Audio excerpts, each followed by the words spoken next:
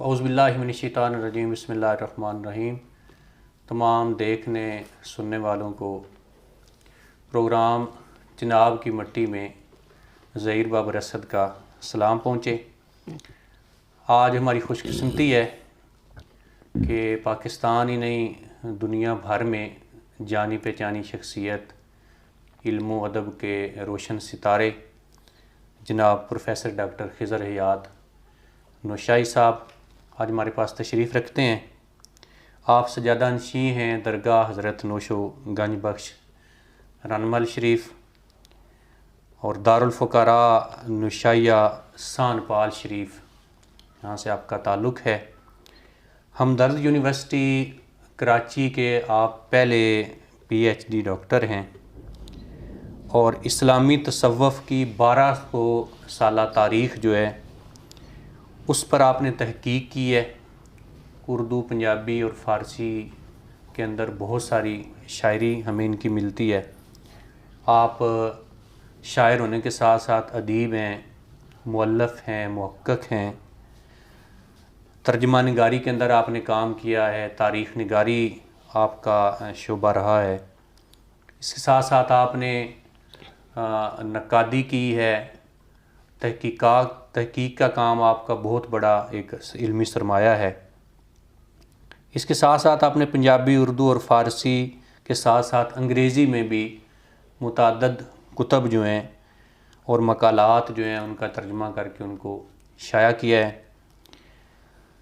تخصص یعنی مخطوطہ شناسی جو ہے، قلمی کتابوں کے اوپر آپ نے کام کیا ہے، ان کی فہرست نگاری ہو، تصحیح و تدوین ہو، ترجمہ نگاری ہو، یہ آپ کے سارے موضوعات اور شعبے رہے ہیں۔ یہ ہمارے آج کے محترم و معزز مہمان کا مختصر سا تعارف ہے۔ ان کا علمی سرمایہ اور علمی کام اس قدر ہے کہ مختلف موضوعات پہ گھنٹوں ان کے اگر انٹرویوز کیے جائیں تو شاید ہم ان کے اس علمی ذخیرے تک، علمی کام تک پہنچ سکیں۔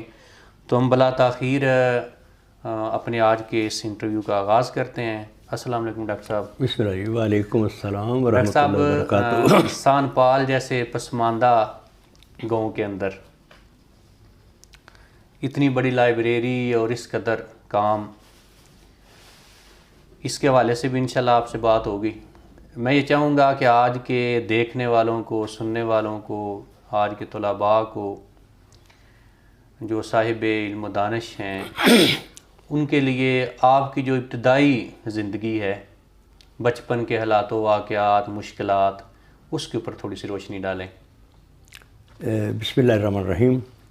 پہلے تو میں ظہیر بابر صاحب آپ کا اور جناب کی مٹی کے حوالے سے اس پروگرام پر آپ کا میرے ساتھ ہم کلام ہونا اور مجھے یہ موقع دینا، اس پہ میں آپ کا شکر گزار ہوں اور دعا گو ہوں۔ اللہ تعالیٰ اس جناب کی مٹی کو، پنجاب کی دھرتی کو، پاکستان کو، ملت اسلامیہ کو، ہم سب کو اللہ پاک اپنی حفظ و امان میں رکھے اور اپنے لطف و کرم سے نوازے۔ شکر گزار ہوں آپ کا کہ آپ نے آج یہ موضوعات چھیڑے اور اس پہ آپ نے مجھے لب کشائی کا موقع دیا ہے۔ میں اپنے تمام سامعین اور ناظرین کو بتانا چاہتا ہوں کہ میری زندگی کی ابتدا جس گاؤں سے ہوئی، اس گاؤں کا نام چنبل ہے اور وہ ضلع شیخوپورہ میں واقع ہے۔ اچھا، وہ گاؤں الحمدللہ اب بھی موجود ہے، اللہ اس کو آباد رکھے۔ میری ابتدائی زندگی وہیں سے شروع ہوئی ہے، لیکن وہاں علم و ادب کا یا تعلیم کا دور دور تک نام نہیں تھا اس گاؤں میں۔ وہاں پہ 2 گھر پڑے ہوئے تھے۔ ایک ہمارے جو مسجد کے امام تھے، خطیب تھے سادے سے، اللہ تعالیٰ ان کو غریق رحمت کرے، میاں عبد الرحمن صاحب، وہ دلی سے فارغ التحصیل تھے، فاضل الطب والجراحت طبیب تھے، اور پھر وہ خطیب بھی تھے۔ اور یا پھر ہمارا گھر تھا وہاں نوشائی خاندان کا، بس یہ 2 گھر پڑے ہوئے تھے، باقی پورا گاؤں جو تھا نا وہ ایسے ہی تھا، سادہ ہی۔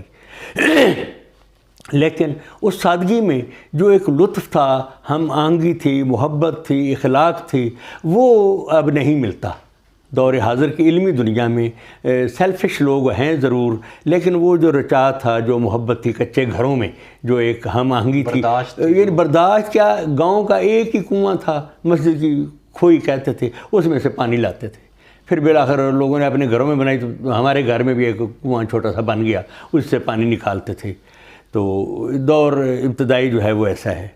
پھر ہمارے گاؤں میں جب یہ ہندوستان پاکستان بن گیا تو سکھ چلے گئے، تو سکھوں کا جو وہ گردوارہ تھا وہ ایک عمارت موجود تھی. اس عمارت میں پرائمری اسکول قائم کیا گورنمنٹ نے.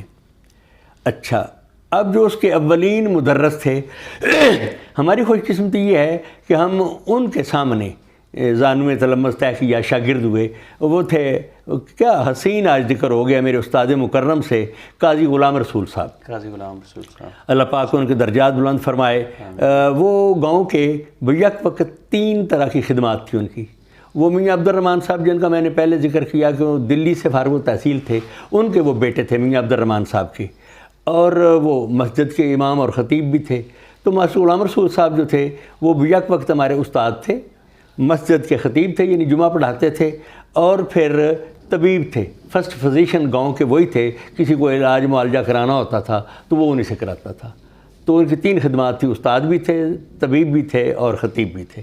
خیر، دوسرے جو استاد تھے ہمارے، ان کے ساتھ وہ ساتھ والے گاؤں، ایک گریانہ بھٹیاں گاؤں ہے، وہاں سے وہ پیدل صبح آتے تھے، اور لڑکے ان سے بہت ڈرتے تھے، خوف زدہ تھے، ان کا بڑا روب تھا کلاس پہ، سکول پہ. بلکہ ماسٹر انور علی، اللہ تعالیٰ ان کو بھی غریق رحمت کرے، وہ دونوں بہت ہی اچھے تھے. دونوں استاد جو تھے وہ سلسلہ چشتی صابری میں مرید تھے اور بہت اچھے استاد تھے.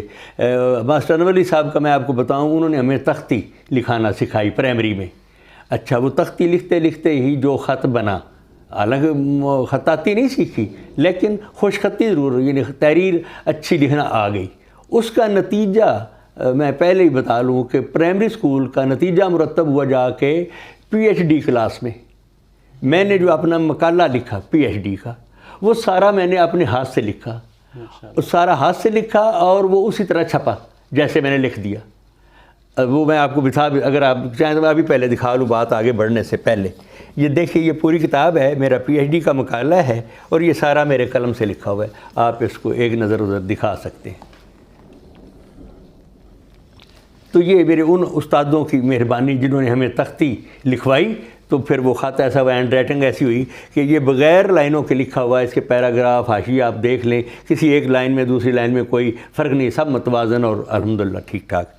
میرے بلکہ وائس چانسلر نے کہا کہ پاس تو کیا ڈاکٹریٹ سے، اضافی 100 نمبر دینا ہے نشائی صاحب کو، کہ انہوں نے یہ خود اپنے ہاتھ سے لکھا، سارا کمپوز نہیں کروایا. پھر انہوں نے یہ بھی کہا، اس میں ایک جو خطرناک پہلو انہوں نے نکالا وہ یہ کہ اب اس میں کوئی اگر غلطی ہو تو نشائی صاحب یہ غلطی کا کسی اور پہ وزن نہیں ڈال سکتے. بھئی میرا کمپوزر نے ایسا کر دیا، پروف نہیں پڑھا گیا، انہوں نے خود لکھا ہے، لہذا غلطی کے خود ذمہ دار ہے اگر کوئی غلطی ہے. لیکن میں آپ کو لطف کی بات بتاؤں، بعد میں ہم نے اس کا ترجمہ کیا. میں نے اسی کا ترجمہ جب کیا، وہ حکومت سندھ نے کہا کہ ہم اس کا ترجمہ چھاپنا چاہتے ہیں، تو ترجمہ کیا. پھر ہم نے اس ترجمے کو کمپوز کیا، تو پورے دوران ترجمہ ایک نقطے کی بھی غلطی نہیں نکلی پروف کی. ماشاءاللہ، یہ اللہ کی مہربانی ہے خاص. اس کا جو ترجمہ میں نے کیا وہ پھر حکومت سندھ نے محکمہ سیاحت اور ثقافت نے شائع کیا ہے، اردو اسی کا ترجمہ. یہ سارا فارسی میں ہے.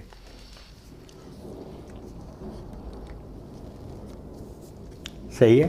اچھا جی، اب پرائمری اسکول سے آگے چلتے ہیں. پھر ہمارا ساتھ والا گاؤں تھا آوان بھٹیاں. وہ ہمارے گاؤں سے کوئی 2 کلومیٹر کے فاصلے پر ہے. تو اس وقت ملیشیا کی وردی ہوتی تھی، اور بستہ جو تھا وہ کپڑے کا ہوتا تھا، ایک تھیلا، اس میں سب کاپیاں کتابیں اس میں ٹھونسی ہوتی تھی، اور ویسے کندھے پہ ڈالا ہوا، اور صبح صبح ناشتہ کر کے ہم دوڑتے ہوئے 2 کلومیٹر اپنے اسکول جاتے. ہمارے اس اسکول میں مجھے بڑے قابل قدر اساتذہ ملے. یہی قاضی غلام رسول صاحب جو ہمارے استاد تھے پرائمری کے، انہی کے ایک بھائی قاضی اصغر علی صاحب، وہ وہاں ٹیچر تھے، اور وہ فارسی پڑھاتے تھے. ان سے ہم نے فارسی پڑھی. تو 2 اور ٹیچر تھے، ان کا ذکر میں ضرور کرنا چاہوں گا. ماسٹر صدیق صاحب تھے، ماسٹر محمد صدیق شبلی، تو وہ اردو کے اور ریاضی کے استاد تھے. اور ایک تھے ماسٹر یاسین صاحب، وہ کوٹ سوندا سے آتے تھے دونوں، وہاں سے ایک گاؤں تھا.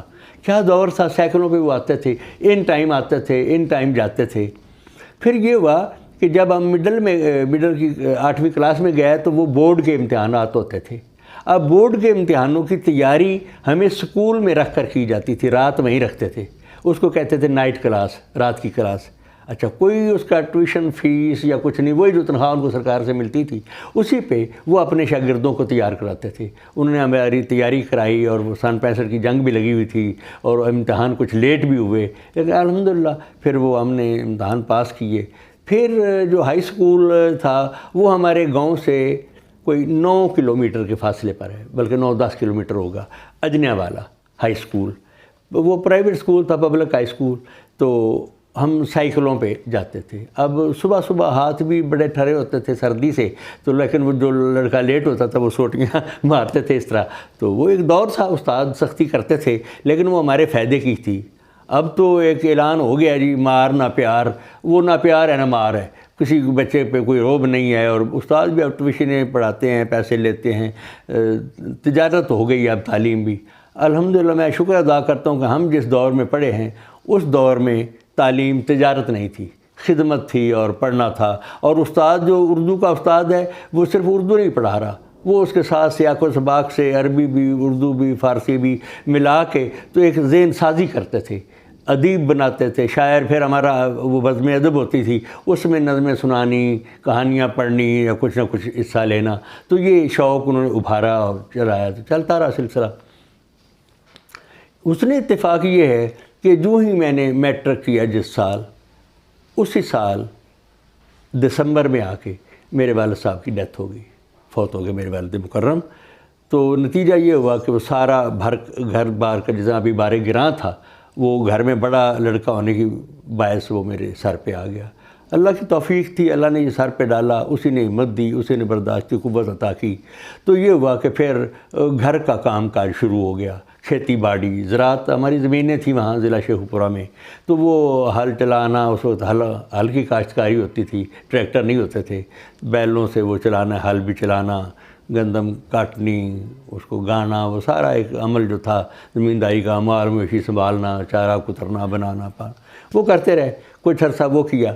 پھر اس کے بعد خوش نصیبی سمجھیے کہ میرے یہ ننیحال جو تھا سان پال میں، میرے ماموں حضرت قبلہ سید شریف احمد شرافت الشاہی رحمۃ اللہ علیہ، اللہ ان کو غریق رحمت کرے، اس گاؤں میں بیٹھ کر انہوں نے اس زمانے میں جب لائٹ نہیں تھی، راستہ نہیں تھا، اس طرف دریا تھا، دریا عبور کرنا، شہر رسول نگر تک پیدل دریا عبور کرنا، تو پھر کوئی سفر شروع ہونا، ادھر گجرات جانا ہے تو مگووال تک پیدل جانا، پھر تانگے پہ گجرات، تو پھر سفر پھالیے تک پیدل جانا، یہ وہ زمانہ تھا۔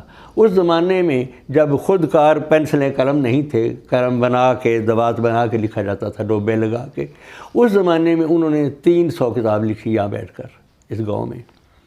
تو وہ 300 پرنٹ ہوئی ہے؟ نہیں، ساری پرنٹ ہی ہیں، کچھ پرنٹ ہیں دکھائی جا سکتی ہیں، غیر مطبوعہ بھی ہیں، اور بہت ساری چھپی گئی ہیں۔ ان کی ایک کتاب یہاں رکھی ہوئی ہے، آپ کو دکھا سکتا ہوں۔ ایک تو یہی ہے تذکرہ شعراء نشائیہ، ایک کتاب ہے شریف التواریخ، پورے خاندان کی تاریخ ہے، اور وہ 9000 صفحے پہ ہے، 17-18 جلدوں میں، اتنی بڑی وہ کتاب ہے، اور بھی بہت سارا کام ہے ان کا۔ تو خیر وہ پھر ہم موضوع سے ہٹ جائیں گے، لیکن یہ ہوا کہ انہوں نے مجھے اور اپنا بھتیجا جو ان کا، میرا وہ ماموزاد بھائی ڈاکٹر عارف شاہی، اب تو وہ بھی PhD ڈاکٹر ہے، اس وقت ہم میٹرک کے 2 اسٹوڈنٹ تھے، ہمیں انہوں نے ہیلپر کے طور پر ساتھ لیا۔ ایرانی ایک ادارہ بنا اسلام آباد میں، مرکز تحقیقات فارسی ایران و پاکستان، وہ پاکستان میں فارسی زبان و ادب کے حوالے سے تحقیق کرنا چاہ رہے تھے۔ تو انہوں نے حضرت شرافت صاحب سے کہا کہ ہمیں یہ کتابیں وہاں لا کے دکھائی جائیں ہمارے ادارے میں۔ تو انہوں نے 2 گٹھڑیاں باندھی اور ہمیں بار بردار کے طور پر بھی نوجوان بچیاں یہ اٹھا لیں گے، تو وہ ہمیں ساتھ لے گئے۔ خیر وہ ہم گئے، انہوں نے کتابیں دیکھیں، پھر انہوں نے کہا جی ہم گاڑی پہ یہ کتابیں رکھ کے آپ کو واپس پہنچا دیتے ہیں، اگر یہ دونوں لڑکے آپ ہمیں دے دیں۔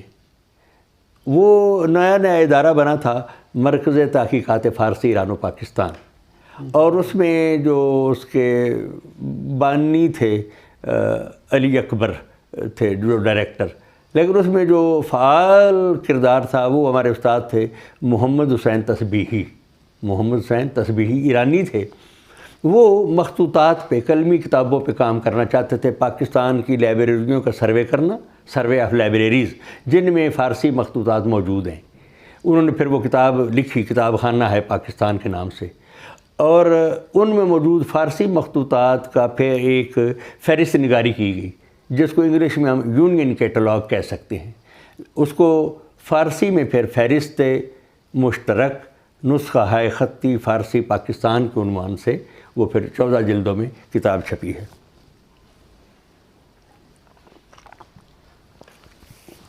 اچھا، آپ کے مقابلہ دیگر جو بھائی تھے، خاندانی ایک تعارف شروع ہو گیا۔ ہاں، تو آپ کے بھائی بہنیں کتنے تھے؟ جی میں عرض کرتا ہوں، میرے والد میری دو مائیں تھیں، والدہ دو تھیں۔ بڑی والدہ سے میں ایک بھائی، ایک ہی تھا اکیلا، میری بڑی ہمشیرہ مجھ سے 14 سال بڑی تھی۔ اب وہ 14 سال بڑی تھی تو اس کے بعد ان کے پاس چونکہ بیٹا نہیں تھا تو میرے والد صاحب اکیلے ہی تھے اور کوئی بھائی نہیں تھا، تو میرے دادا جی نے اپنے بیٹے کی دوسری شادی اس لیے کی کہ کوئی اس میں سے جانشین پیدا ہو جائے۔ لیکن جس سال دوسری شادی ہوئی اسی سال میری ولادت ہوئی پہلی والدہ کے گھر۔ تو پھر جو دوسری والدہ تھی ان سے 3 بہنیں تھیں چھوٹی اور 3 بھائی تھے، لیکن وہ اتنے چھوٹے تھے کہ ان کی کفالت بھی میرے ذمہ ہی تھی۔ پھر وہ انہی کی کفالت بھی کی، ان کو پڑھایا، بڑے ہوئے، ان کی شادیاں بہنوں کی بھائیوں کے مکان بنائے۔ تو سارا جب یہ ہو گیا تو پھر میں نے دوبارہ آپ خود پڑھنا شروع کیا، کیونکہ بڑا فاصلہ ہے میرے میٹرک کے اور پی ایچ ڈی کے زمانے میں، خاصا فاصلہ ہے۔ پھر اس میں یہ سارا کام شیخو پورہ میں ہوا ہے یا ادھر سان پال کے اندر؟ نہیں، یہ نہ وہاں ہوا نہ یہاں، یہ تو چل پھر کے ہوا ہے، چلتے ہوئے مختلف لائبریریوں میں جانا رہنا کرنا۔ لیکن اس میں نا جی 2 طرح کے میرے سفر رہے ہیں، اسفار، مسافرت۔ ایک تو ظاہر ہے میں جو کتابوں کی تلاش ہوتی تھی اس اپنے ادارے کی وجہ سے کہ آپ جاؤ لائبریریوں میں دیکھو، وہ عجیب و غریب واقعات ہیں، اگر میں وہ آپ کو بیان کروں آپ حیران ہوں گے، جس میں ایک ہی میں بیان کر دیتا ہوں کہ مجھے فیصل آباد میں پتہ چلا کہ سندھ کے شہر شکارپور کے پاس ایک گڑھی یاسین قصبہ ہے، اس میں ایک مفتی محمد قاسم صاحب ہیں، ان کے پاس مخطوطات ہیں۔